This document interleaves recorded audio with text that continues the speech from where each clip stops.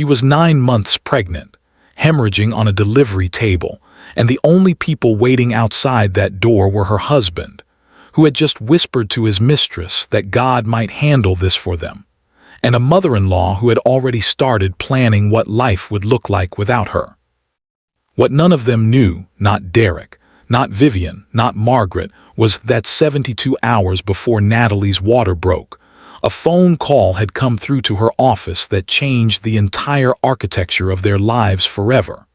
Her estranged grandfather had just died, and he had left her every single dollar of a $700 billion dynasty. They thought they were waiting for her to disappear. They had no idea they were standing at the edge of their own destruction. So ask yourself this: how do you pretend to die when the people who want you gone are standing 20 feet away? How does a woman, alone, betrayed and bleeding, outmaneuver a husband, a mistress, and a mother-in-law, all in the same room, all on the same day? And what exactly did the doctor say, walking back into that waiting room so quietly, so deliberately, that it didn't just silence them? It dismantled them completely. Stay right there, because this story starts where most people would have already given up. Nobody on Birchwood Lane ever said anything directly. That was the unspoken agreement on that street. People observed, absorbed, and kept their observations folded neatly inside themselves like letters they had decided not to send. But they noticed Natalie Harmon. They noticed the way she moved each morning when she stepped onto the front porch to collect the mail, unhurried, deliberate. The kind of woman whose stillness felt less like peace and more like patience. Like someone who had decided, a very long time ago, to wait for the right moment rather than chase the wrong one. She was 31, dark hair worn loose most mornings. She drove a sensible gray Honda to her job as a hospital administrator at St. Mercy General, came home by 6, and made Derek's favorite meal, lemon herb chicken, every Thursday without being asked. From the outside, she looked exactly like what she appeared to be: a quiet, ordinary woman, a quiet, ordinary life. But Mrs. Patterson, 3 houses down, 30 years of reading people behind her eyes, had noticed one thing that never quite fit the picture. The locket. Old gold, always worn close to the throat, always tucked beneath whatever collar Natalie had on. One morning, during an unremarkable exchange over the mailboxes, Mrs. Patterson had asked about it. Natalie's hand went to her throat instinctively, just half a second before she smiled and said, "It's from my mother's side, old family thing." She tucked it back and never mentioned it again. But Mrs. Patterson had seen the face of that locket in that half second. A crest pressed deep into the gold like a seal. The kind of mark that belonged to a name that meant something, somewhere, to someone with the knowledge to read it. What none of them on Birchwood Lane could have known was that the crest was the Caldwell family seal, pressed into the letterhead of Caldwell Global Industries, one of the most quietly formidable private conglomerates in American history. Raymond had given Natalie the locket in person during the last visit they shared before Gerald Hargrove's legal maneuvering made contact impossible. It existed in no document, tied to no name. Wearing it was the one act of defiance she allowed herself in 14 years of careful silence. The woman they thought was ordinary was the dynasty's only living heir, and she had always known exactly who she was. She had simply been waiting for the world to catch up. 6 years before the delivery room, Natalie was 25, newly arrived in Columbus after a brutal estrangement from her family in Charleston, South Carolina, and carrying the specific kind of loneliness that comes not from being unloved, but from being deliberately cut off from everyone who ever loved you. Her mother, Eleanor Caldwell, once a warm, spirited woman who made Sunday pancakes and sang off-key in the car, had married Gerald Hargrove 3 years after Natalie's father died. Gerald was polished, successful, the kind of man who always stood the right distance from powerful people. Within 18 months of the marriage, Eleanor had transferred her legal accounts, her social relationships, and her emotional world entirely into Gerald's orbit. Phone calls between Natalie and her grandfather Raymond became shorter, then infrequent. then blocked entirely behind a wall of legal language that Natalie, 22 and working her first real job, didn't have the resources to fight. She relocated to Columbus because it was far enough from Charleston to breathe, and close enough to nothing that it felt like a clean start. She met Derek Harmon at a colleague's birthday gathering in the spring. He was 34, broad-shouldered, loud in all the ways she wasn't. He told stories that filled rooms. He laughed from his chest. He pulled Natalie into a conversation about nothing in particular and looked at her the entire time like she was the most interesting person he'd ever accidentally found. After 2 years of invisibility, being seen felt like stepping into sunlight after a very long winter. What she didn't know, what she couldn't have known, was that Derek Harmon was a man whose charm was a tool he'd learned to deploy with precision. He ran a mid-size real estate brokerage, Harmon Premier Realty, out of a building on Meridian Parkway. The business was functional but perpetually underfunded. He wore tailored shirts and drove a leased Audi and ate at the kind of restaurants that suggested wealth without actually confirming it. His mother, Margaret Harmon, had raised him to project above his actual position always. "A man who looks like he belongs in a room," Margaret used to say, eventually gets invited to stay. They married 18 months after that party. Small ceremony. No elaborate guest list. Natalie kept the Caldwell name entirely off the invitation, partly out of her continued protective instinct around the Hargrove situation, partly because she had spent years practicing the art of keeping that part of herself separate from her daily life. The guests were mostly Derek's colleagues and a few of Natalie's work friends. Nobody from Charleston. Nobody from either side of the Caldwell family. Margaret Harmon wore a cream pantsuit and a tight smile the entire day. At the reception, she embraced Natalie and leaned close, champagne warm on her breath, and whispered, "Derek has always had a soft spot for underdogs. It's his most beautiful flaw." Then she pulled back and smiled the way people smile when they want you to believe they've complimented you. Natalie smiled back. She filed that sentence in the deep place where she kept everything that mattered.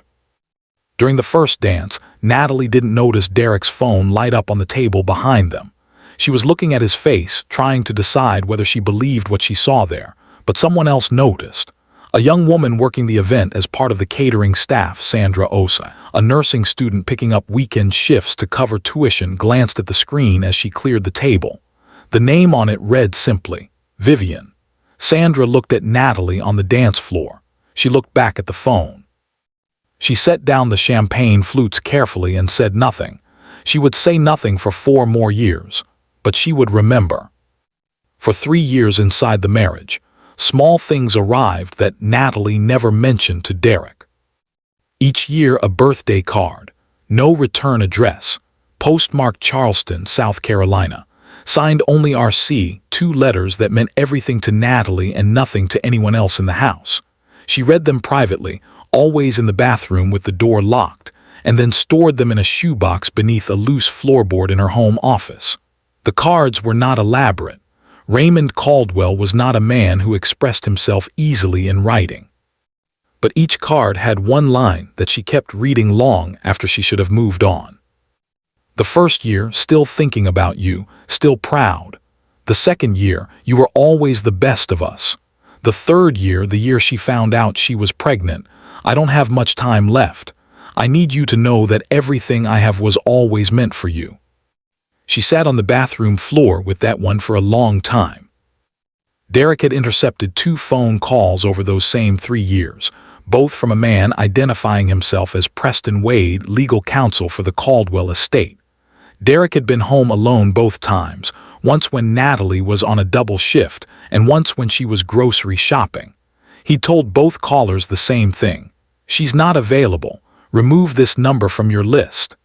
Then he hung up and never mentioned either call to Natalie. This was not cruelty with forethought. It was the casual, thoughtless cruelty of a man who managed his household the way he managed his business. Information was power, and Derek had long ago decided, without examining the decision too closely, that he preferred being the one who held it. Preston's team had also sent registered letters, but the address they had on file was a P.O. box Natalie had maintained before the marriage, one that Gerald Hargrove had ensured remained on file with the Caldwell Estates records, slightly altered, so that official correspondence rooted itself into a dead end. Gerald had thought of everything. He'd had years to think of it. It was only when Raymond's personal physician, Dr. Elliot Shaw, who had sat beside the old man through his final months, cross-referenced Natalie's employment records through the hospital system that they finally found her direct office line. Raymond had asked Shaw to find her personally if the legal channels failed. "Preston is excellent," Raymond had said. From the bed he would not leave again. "But if he can't get through, Elliot, I need you to go around. Whatever it takes. She needs to know before I'm gone." Shaw had made the call himself. He had reached her, and what happened next would set everything in motion. At home, across those same 3 years, Derek had developed a habit that Natalie cataloged silently and never confronted directly. He began taking longer to answer texts after 8 p.m. He started working late on Tuesdays specifically, not randomly, but specifically, with the kind of consistency that suggested an appointment rather than a deadline. He bought a second phone charger for his car, which he'd never needed before. He started wearing cologne on days he said he was just going to the office. Natalie noticed every single detail. She said nothing. She was building something in her silence, and she needed more time. Beginning in Natalie's 7th month of pregnancy, a black town car started appearing 1 block from the house on Tuesday mornings. It never came on other days. It never parked directly in front of the house, always 1 block east, beside the elm trees that dropped their seeds across the sidewalk each October. It arrived between 9 and 10, stayed no longer than an hour, and then left as quietly as it had come. The driver was older, silver-haired, with the particular stillness of a man paid to be unobtrusive. Sometimes, when the morning was mild, he cracked the rear window. Derek noticed it twice. Both times he said the same thing, probably someone visiting the Garcias, and went back to his coffee. He was not a man who lingered on things that didn't directly affect him. Natalie noticed it every single time. She noticed the South Carolina private registration on the plate. She noticed the slight tint on the rear windows that was just dark enough to obscure a passenger but not quite dark enough to be certain. She noticed the way the car angled slightly, always facing the house, not the street. She said nothing to Derek. But on the 3rd Tuesday, after Derek left for work, she stood at the living room window for a long time, one hand on her swollen stomach, looking at the car. And she felt, with the specific certainty of a woman who had learned to trust her instincts above all other sources of information, that whoever was in the back of that car was not a threat. What she didn't know, and would only learn later from Preston Wade, was that the man in the back seat was Raymond Caldwell himself, 84 years old, an oxygen tank beside him on the leather seat, a photograph of a dark-haired young woman folded in the breast pocket of his coat, the same photograph he'd been folding and unfolding for years, according to Dr. Shaw.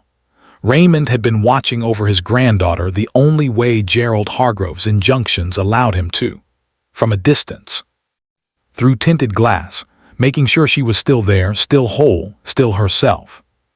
He had told Shaw once that he just needed to see that she was all right, that she had built something, that whatever mistakes he'd made in staying away, and he considered them every day, Shaw said at least the girl herself had survived them intact. Raymond died on a Tuesday morning, between 9 and 10. The black car never came back. Natalie stood at the window the following Tuesday, waiting. When an hour passed and the elm trees stayed empty, she pressed her palm flat against the glass. She didn't cry. She had learned not to cry about Raymond a long time ago. She simply stood there, one hand on the window and one hand on her belly, and understood in the specific wordless way grief announces itself that something had ended. 3 days later, the phone rang in her office. She almost let it go to voicemail. It was 4:15 in the afternoon. She had a budget report due at 5, and the number on her office phone screen was not one she recognized. She picked it up on the fourth ring, with a pen still in her hand and her eyes still on the spreadsheet in front of her.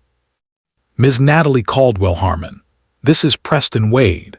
I am senior legal counsel for the estate of Raymond Arthur Caldwell. I'm calling because Mr. Caldwell passed away 3 days ago, and you are the sole named beneficiary of his estate. Natalie set the pen down.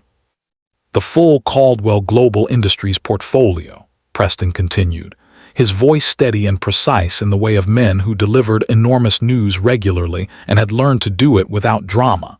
Every share, every trust, every asset, every subsidiary across 14 countries has been transferred to your name effective 48 hours ago. The estate is valued at approximately $700 billion. We need you to come in and... Wait, Natalie said. She pressed her free hand to her stomach.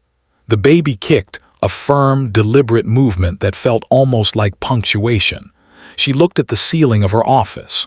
Through the window behind her desk, the Columbus skyline sat orange and indifferent in the late afternoon light. How long have you been trying to reach me? She asked. There was a pause on Preston's end, the kind that contains an answer the speaker is deciding how to frame. 4 years, Ms. Caldwell. Your husband has been intercepting our calls. The heir left the room. She asked him 3 questions after that. She asked whether the transfer was legally binding and immediate. Preston said yes. Raymond had worked with 3 separate estate attorneys over 7 years to make the structure airtight. She asked whether Gerald Hargrove had any claim. Preston said none. Raymond had specifically and explicitly excluded Gerald's bloodline from every provision in the estate 12 years prior, following a private investigation that revealed the extent of Gerald's financial maneuvering. She asked her last question in a voice so quiet Preston had to ask her to repeat it. Did my grandfather know I was pregnant? Yes, Preston said. Dr. Shaw told him. He cried. He changed the will the same afternoon to include provisions for any living heirs of yours. Natalie put the phone down without saying goodbye. She sat in her office chair with both hands on her stomach for 2 full hours. She thought about the cards in the shoebox. She thought about the black car and the Tuesday it didn't come. She thought about Margaret's voice at the wedding reception, Derek's soft spot for underdogs, and felt something cold and clarifying move through her like water finding its level. She thought about Derek's second charger, his Tuesday nights, the name Sandra had seen on his phone at their wedding reception and never mentioned, until Natalie, in her 5th month of pregnancy and with a restaurant receipt for 2 in her coat pocket, had picked up the phone and called Sandra directly and said, "Tell me what you saw." She sat in her office until the cleaning staff began their rounds. Then she went home and made lemon herb chicken and smiled at Derek across the dinner table. She asked him about his day. She listened to his answer. She watched his mouth move. She filed everything Preston had told her into the deep place. She was going to need all of it. It happened at 4:47 in the morning. Natalie was already half awake. She had been sleeping lightly for weeks, the baby heavy and insistent, her mind running quiet calculations in the dark. When the first wave came, she lay still for 30 seconds and confirmed what it was. Then she reached over and placed her hand on Derek's shoulder. "It's time," she said. Derek sat up fast, the way people do when they're pulled from sleep into something they've been anticipating with complicated feelings. He grabbed his phone from the nightstand before he grabbed his glasses. Natalie saw him do it. She watched him type, thumbs moving quickly. The particular speed of a message sent to someone who had been waiting for it, and then he set the phone face down and stood up and said, "Okay, let me get dressed. Get your bag." He didn't ask if she was all right. He didn't put his hand on her back. He dressed with the focused efficiency of a man with a timeline. What his phone screen had said, in the 30 seconds it had been face up on the nightstand. "It's happening. Keep your phone on. This might actually work out perfectly for us." The recipient was saved as V. Natalie picked up her hospital bag from the closet shelf where it had lived for 3 weeks, already packed, already organized.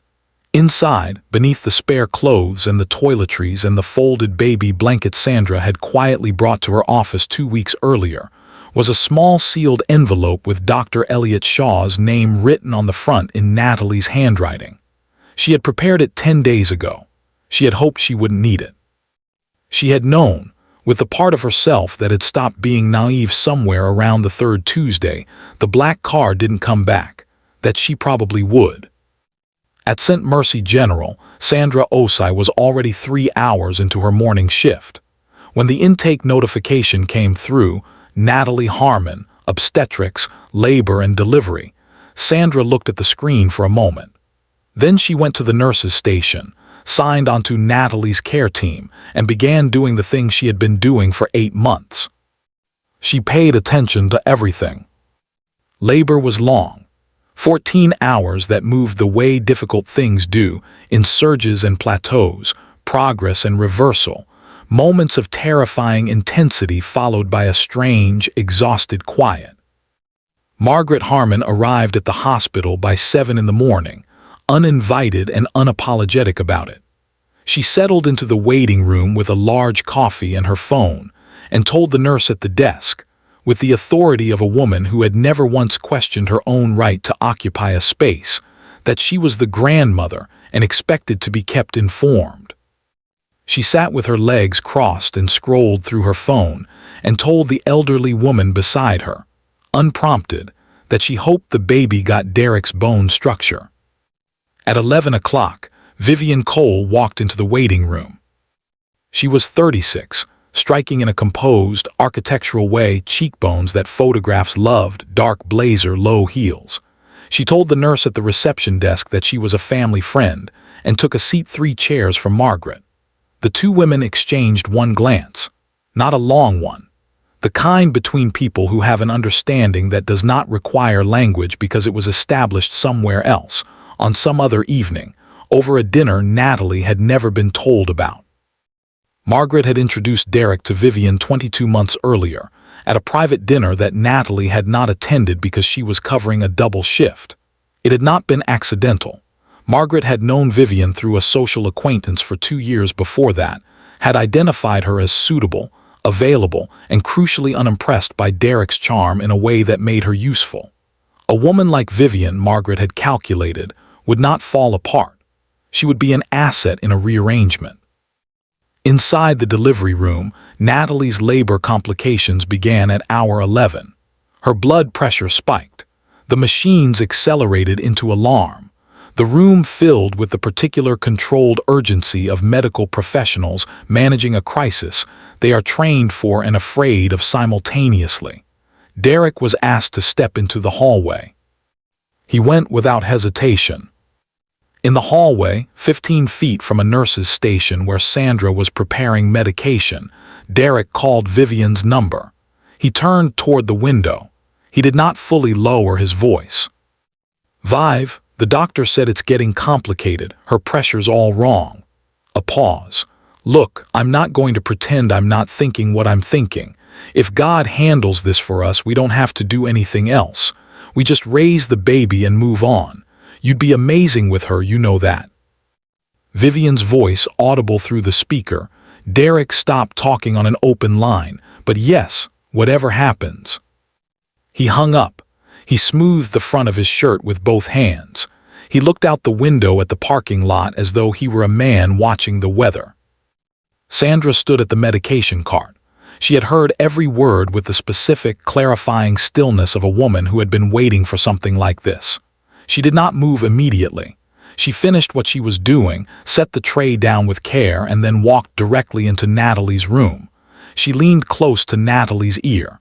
She told her what she had heard, word for word, all of it.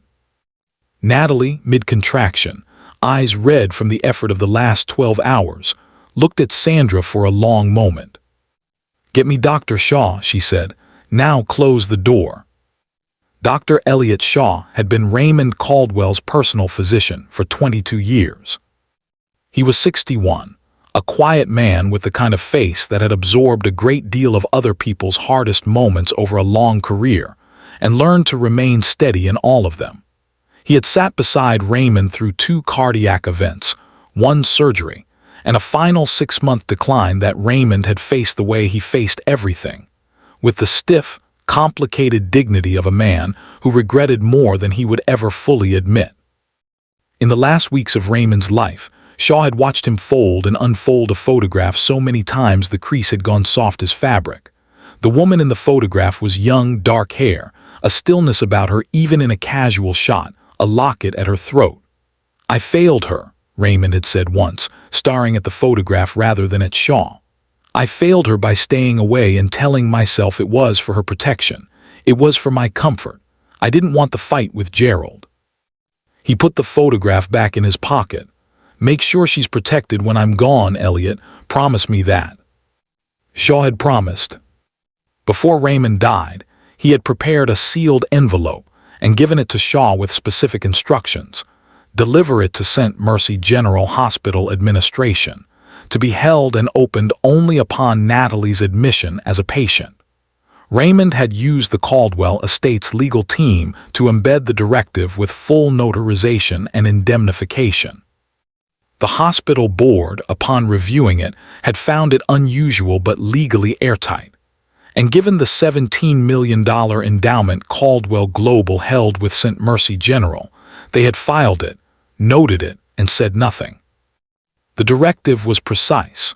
If Natalie were ever in physical danger or endangered by those around her while under medical care, Dr. Shaw was granted full authority, with hospital cooperation, to take protective measures on her behalf, including management of her status and information as it pertained to non-medical personnel.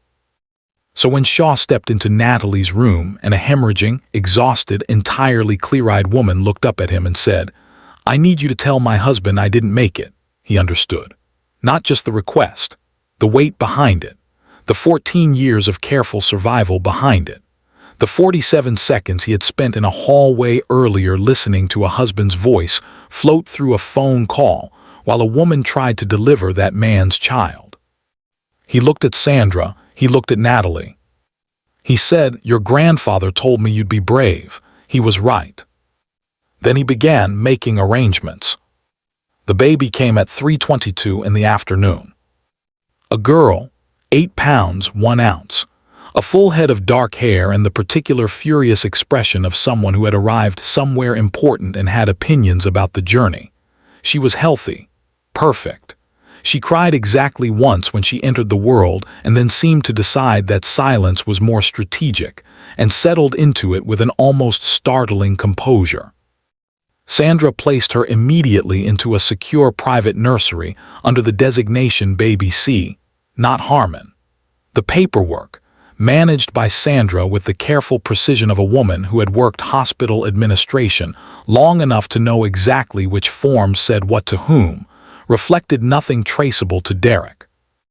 Natalie was transferred to a private room on a restricted floor under a secondary admission protocol, a provision Raymond's envelope had quietly enabled months before Natalie even knew the envelope existed.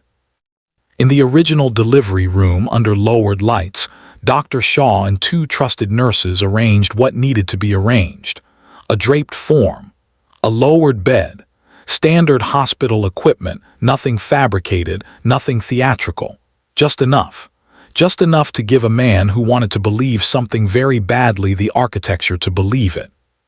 Shaw walked to the waiting room. Derek was standing near the window, phone in hand.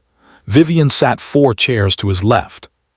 Studying her phone with the practiced nonchalance of a woman trying not to look like she was waiting for news she had no legitimate reason to be waiting for. Margaret sat with both hands clasped in her lap, spine straight, face arranged into the correct expression for a woman sitting in a hospital waiting room. Shaw stopped in front of Derek. He spoke quietly, the way doctors speak when the news is the worst kind. "Mr. Harmon, I'm so sorry. We did everything we could. There was a catastrophic hemorrhage. We were unable to stop it in time." A pause. "Your wife didn't survive." The room went still. Derek blinked 3 times, and in the half-second before he assembled his face into something that resembled grief, in that specific, unguarded half-second that people don't know they're giving away, Shaw saw it. The exhale, the jaw unclenching, the weight physically leaving Derek Harmon's shoulders, like a coat being lifted from them by someone standing just behind. Margaret made a sound. It could have been a sob, but her eyes above the hand she raised to her mouth did not match it. "The baby," Derek said. "Being assessed," Shaw said carefully. "We'll know more shortly."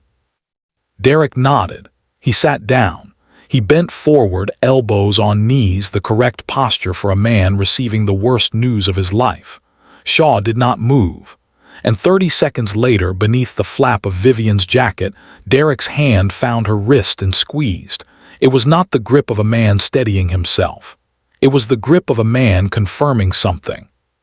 Shaw catalogued it. He said nothing. He turned and walked back toward the corridor. "Hi, right here, right now, stop. You have been watching this story hold nothing back, and we are not even at the most devastating part yet. If this story has your heart pounding, if you are watching this and thinking, 'I knew it, I knew it, I knew it,' then you need to do one thing before this next scene starts. Hit that subscribe button right now. This channel is sitting at just over 300 subscribers, and every single person watching this story has the power to change that number today. We are fighting to get to 1,000 subscribers, and the people who subscribe right now are the ones who will be here when Part 2 drops, and Part 2 will be the most devastating, humiliating, brutally satisfying revenge story we have ever told on this channel. Drop a comment below and tell us where in the world you are watching this from. Are you watching from Nigeria, the United States, the UK, Canada, Ghana, South Africa, Jamaica, Australia? Let's see how far Natalie's story has traveled. Let the world know you were here for this. Subscribe, comment your location. Help us get to 1,000, because what is about to happen in that dim hospital room when Margaret Harmon stands over what she thinks is her daughter-in-law's body and starts laughing, and what Dr. Shaw says next quietly in a voice that destroys 3 people simultaneously, that is what you subscribed for. And it starts right now. Margaret asked to see the body.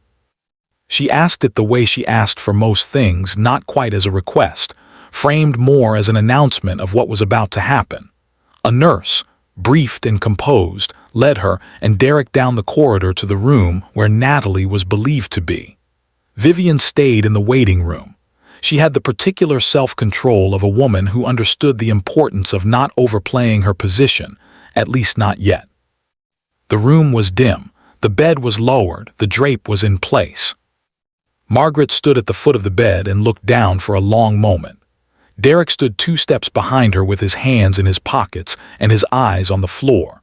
The room was completely silent except for the distant sound of the hospital floor operating around them. Wheels on linoleum, muted intercom announcements, the ordinary machinery of a place built to manage extraordinary things. And then Margaret Harmon laughed. Not loudly, not the way people laugh when something is funny, the way a person laughs when they have been holding something in their body for years and it is finally, physically releasing. Soft, almost private, the sound of a woman who had been waiting for this without allowing herself to fully admit she was waiting for it. Even now, she said, she wasn't speaking to Derek, she wasn't really speaking to anyone. Even lying there, you look ordinary. You always looked ordinary. I told Derek from the very beginning she is not built for our life. She never was. She tilted her head slightly. You gave it a good effort, sweetheart. You really did. She reached out as if she might touch the draped sheet. She stopped herself. Something in the stillness of the room made her hesitate, a quality to the silence that was not quite right, that pressed slightly against the inside of her instincts. She did not examine the instinct she should have. Derek said nothing. He stared at the floor with the expression of a man calculating a future rather than grieving a past. Dr. Shaw stepped forward from the corner of the room. Both of them had forgotten he was there. "Mrs. Harmon," he said. Margaret turned, startled. Her composure reassembled itself immediately, the way it always did, reflexive, practiced, the armor of a woman who had been performing composure for so long she could no longer locate where the performance ended and the person began. Shaw reached into the breast pocket of his coat. He produced an envelope, thick cream stock Caldwell Legal Group embossed in the upper corner, a wax crest pressed into the seal. He opened it. He unfolded the letter inside. He did not raise his voice. He did not adjust his expression. He simply began to read. As of 72 hours ago, the woman in this room, Natalie Harmon, born Natalie Arthur Caldwell, became the sole heir and controlling owner of Caldwell Global Industries. He let those words settle. Neither Derek nor Margaret spoke. The room held the specific quality of air just before something structural collapses, the moment when the sound hasn't come yet, but the vibration is already moving through the floor. The estate is valued at $700 billion.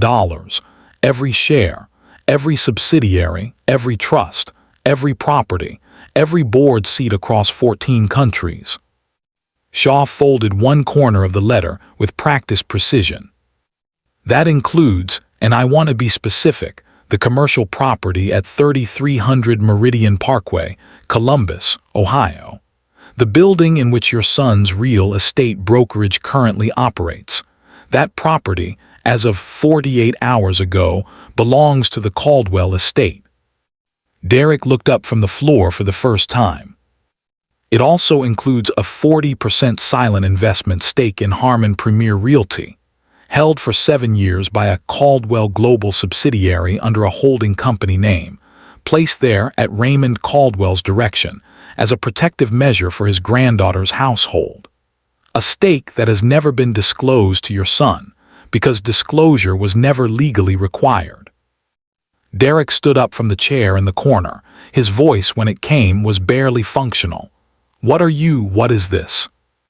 Shaw did not stop. He did not speed up. He spoke in the precise, unhurried rhythm of a man delivering a document he has read many times and will not be interrupted. Because Natalie has a living heir, a daughter, currently in our care in perfect health, the estate transfers in full, held in trust and managed exclusively by attorneys appointed by the Caldwell Legal Trust. The divorce provisions embedded in Raymond Caldwell's will, added 3 weeks ago, ensure that in the event of marital dissolution, Derek Harmon receives nothing derived from any Caldwell asset, not the building, not the investment, not a salary, not a dollar. He folded the letter. He placed it back in the envelope. He looked at Derek. He looked at Margaret. He gave them both a moment to understand the full dimensions of what they were standing inside. "I suggest you call your attorneys," he said, "tonight." Derek's phone buzzed in his pocket. His hand shook slightly as he pulled it out. It was Marcus, his business partner. "Derek, what is going on? We just received notice from something called Caldwell Legal Group claiming review authority over our entire lease and financing structure. My attorney says Caldwell Global is one of the largest private holding firms in the country. Why are they calling us? Call me immediately."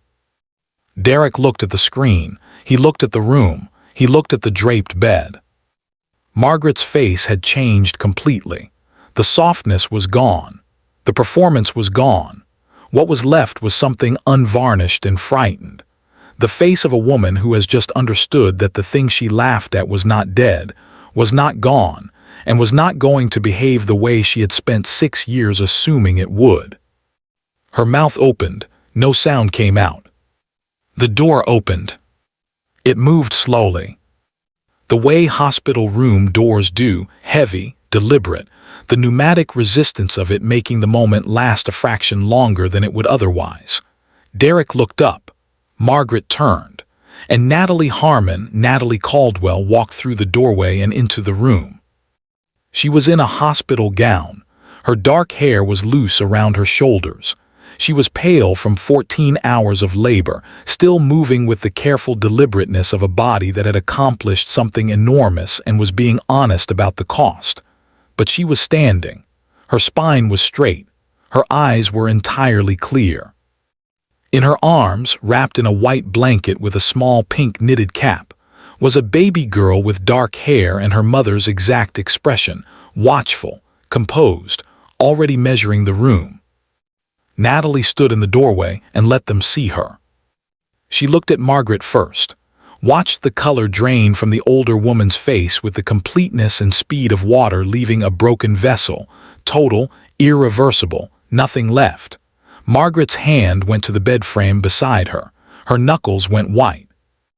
Natalie looked at Derek, watched his knees soften, watched him reach backward with one hand until he found the wall and then lean against it, because his body had made the decision before his mind caught up that he needed structural support. She looked at the draped bed that had been meant to hold her. She looked at it for exactly 2 seconds. Then she looked back at her husband. When she spoke, her voice was level, not raised, not theatrical. The tone of a woman who had made all her decisions in advance and was simply executing them now, one by one, in order. "I heard everything, Derek." She took one step into the room. The baby shifted against her chest. "The call you made in the hallway, Vivian. You said if God handles this for us, we don't have to do anything else. You said she'd be amazing with your daughter." She paused. "I heard the exhale you gave when Dr. Shaw told you I was gone. I heard all of it." Derek's mouth opened. Nothing came out. He had the specific expression of a man confronting something he had been assured was impossible. Natalie looked at him, the way you look at a decision you have already made and no longer need to reconsider. "Her name is Raymond Elise Caldwell. Not Harmon Caldwell." The name landed in the room like a door being closed on a very long chapter. Margaret made a sound, something between a word and a collapse. She pressed one hand over her mouth. Her eyes, above her hand, were no longer the eyes of the woman who had stood in this same room 10 minutes ago and laughed over a draped sheet. Natalie did not look at her mother-in-law again.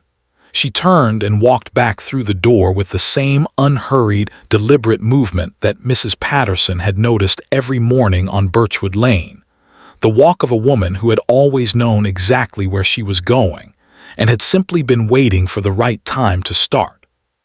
Dr. Shaw held the door for her. He looked at Derek and Margaret one final time. Then he let the door fall shut behind them. Vivian Cole was still in the waiting room when Derek walked back through. She looked up the moment she saw him, and what she saw made her stand not from grief, not from concern, but from the instinctive response of a woman who had spent her adult life reading rooms and identifying the moment when a situation had fundamentally changed. Derek's face was wrong in a way that had nothing to do with sorrow. She crossed to him in 3 steps and grabbed his arm. "Derek, what happened? You look." "She's alive," he said. His voice came from somewhere deep inside a very large, very empty space. Vivian's grip on his arm did not loosen. Her eyes moved quickly, a rapid internal calculation, visible for just a second in the slight change around her eyes before her composure reassembled. "What do you mean she's alive?" the doctor said. "It was she," he stopped. He looked at Vivian directly. "She owns everything, Vivian. $700 billion. The building we work out of, part of my company, all of it. It was hers the whole time." The waiting room was quiet around them. An older man 2 rows over was asleep with a magazine on his chest. A toddler in the corner was pulling animal crackers from a bag one at a time with the concentration of a surgeon. Vivian let go of Derek's arm. She did not look shocked. This was the detail that would matter enormously later, in depositions, in testimony, in the civil proceedings that would consume the next 18 months of multiple people's lives. She did not look shocked. She looked like a woman adjusting a plan. The difference between those 2 expressions is significant, and Sandra, who had returned to the waiting room corridor and could see through the glass partition, documented it in the notebook on her knee with the timestamp and a single word: recalculating. Vivian picked up her bag from the chair. She said, "I have to go." She walked out of the hospital without looking back at Derek. She crossed the parking lot, got into her car, a white Mercedes C-Class, registered not in her name but in the name of a limited liability company called Vivian Cole Consulting, LLC, and sat in the driver's seat for 90 seconds without starting the engine. Then she picked up her phone. She did not call Derek. She opened a text thread with a number saved only as CH. She typed, "Plan A is dead. She survived. She has the whole thing. We need to move to Plan B before she finds the connection." The response came back in under 60 seconds. "Understood. Say nothing. I'll handle it from my end." She started the engine and drove away. In the parking lot, through the hospital's second-floor window, Derek watched her go. And standing there, watching the white Mercedes disappear around the curve of the exit ramp, he felt something shift inside him, not grief, not remorse, but something older and more animal. The sensation of a man who has realized, too late, that he was a piece on a board and someone else had been moving him the entire time. By midnight, 3 separate institutions had been set in motion simultaneously, each one a quiet, precise strike aimed at the structure Derek Harmon had spent 10 years building. The law offices of Caldwell Legal Group filed formal notice with the Columbus County Property Registry at 9:17 p.m. Harmon Premier Realty's building at 3300 Meridian Parkway was transferring into active estate management. Derek's lease, which had been operating at 32% below market rate for the past 4 years, a benefit quietly subsidized by the Caldwell Holding Company without Derek's knowledge or consent, was flagged for immediate review. The below-market rate was not charity. It was a protective measure Raymond had put in place to ensure Natalie's household remained financially stable regardless of what Derek's business did. Derek had simply assumed he had negotiated well. Marcus, Derek's business partner, discovered the 40% stake at 10:40 p.m. when his attorney pulled the incorporation documents for Meridian Aero Holdings, LLC. Marcus called Derek's cell 7 times between 10:40 and 11:15. Derek answered on the 7th call. The conversation lasted 4 minutes. Marcus said, "I have a family, Derek. I have 2 kids in school and a mortgage, and I cannot go down with whatever this is. My lawyer is filing a partner separation agreement in the morning." He was not cruel about it. He was simply final. It was the last conversation they ever had as partners. At 11:58 p.m., Derek's Audi A7 financing account was flagged by Midwest Capital Bank's automated compliance system. Midwest Capital had been quietly acquired 3 years prior by a Caldwell Global financial subsidiary in a transaction too low profile to have made any news Derek would have read. The bank flagged his account for a compliance review related to estate ownership transitions, a standard automated response to the shift in Caldwell asset designations, and suspended his card pending review. Derek discovered this when he stood in front of the hospital vending machine on the ground floor and inserted his card for a bottle of water and a package of crackers. The screen read card DCLINED. He stood in the white fluorescent light of the vending machine alcove with a dollar bill in his other hand and stared at those 2 words. For the first time since the delivery room, his eyes went wet, not from grief, from the specific, stomach-dropping terror of a man who has finally, viscerally understood the size of the thing he destroyed and the size of what has already begun replacing him. He slid down the wall beside the vending machine and sat on the floor of the hospital corridor at midnight with his elbows on his knees, and nobody walked past for a long time, and he had never in his life felt so precisely, so completely, so deservingly alone. Margaret Harmon drove home in silence. She did not call anyone. She did not turn on the radio. She sat in the particular silence of a woman replaying a sequence of events and finding, each time she reached the same moment, that it was worse than the time before. The house, a 4-bedroom colonial in Upper Arlington that Derek had helped her buy 7 years ago, a transaction that had gone through her son's brokerage and carried. She now understood. The invisible fingerprint of a Caldwell subsidiary in its financing felt different when she unlocked the front door. Not physically different, but different the way spaces feel after you understand something about them that you cannot unknow. She went to the kitchen.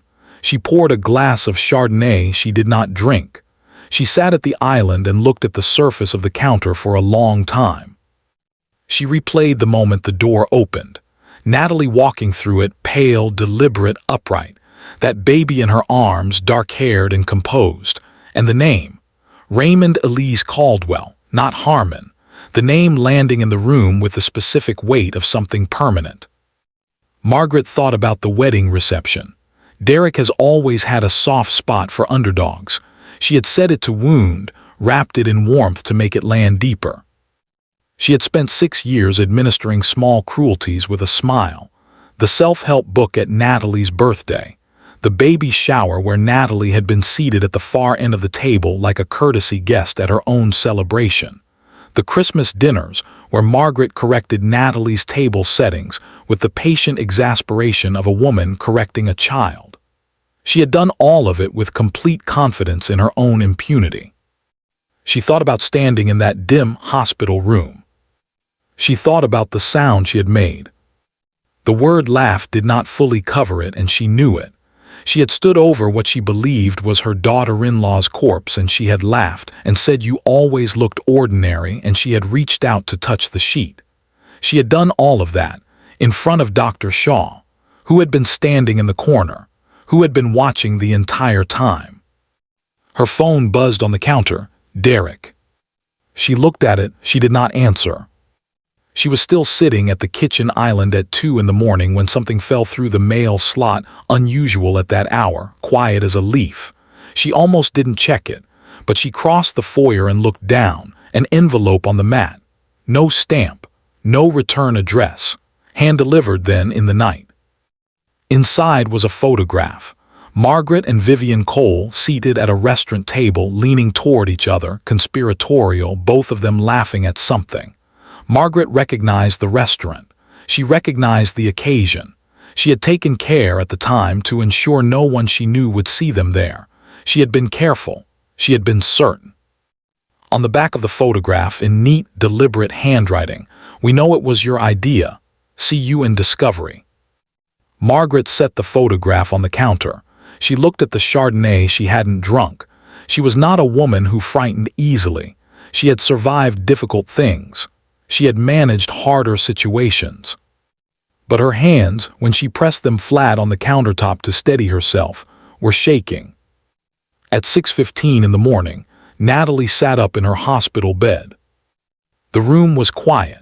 Through the window, Columbus was doing what cities do at that hour, beginning, reluctantly, the machinery of a new day, traffic still sparse, light still low and noncommittal.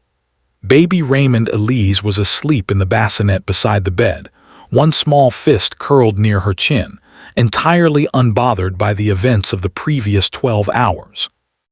Sandra sat in the chair across the room, notebook open on her knee, the same notebook she had begun the day Natalie had called her, in month 5 of the pregnancy, and said, "Tell me what you saw at my wedding." 8 months of dates, receipts, observations, and timestamps. A record built with the patience of someone who understood that evidence collected carefully is worth more than confrontation delivered impulsively. "Is it all in there?" Natalie asked. "Every date," Sandra said. "Every receipt. The hallway call, I recorded it on my phone, Natalie. I have the full audio."